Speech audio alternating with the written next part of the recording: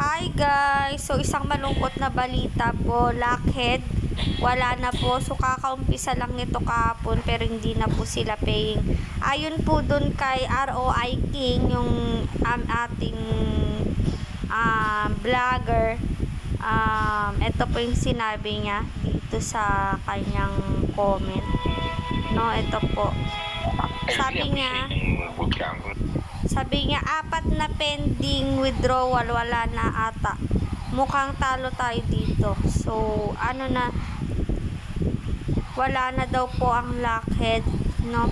Pending daw po ang withdrawal. So, 4 po yung pending na withdrawal niya, pero hindi po dumarating sa kanyang GCash, and mukhang talo daw po. Mukhang talo daw sila. So, wag na po kayo mag-i-invest dito sa Lockheed kasi po hindi na po sila paying.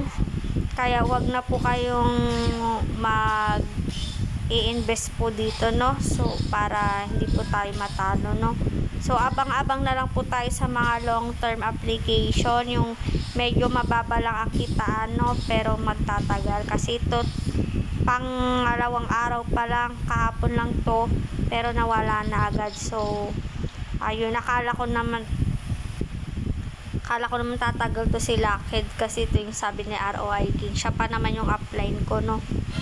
So yun lang guys, thank you for watching and please subscribe to my channel for more updates and for more videos. Bye bye.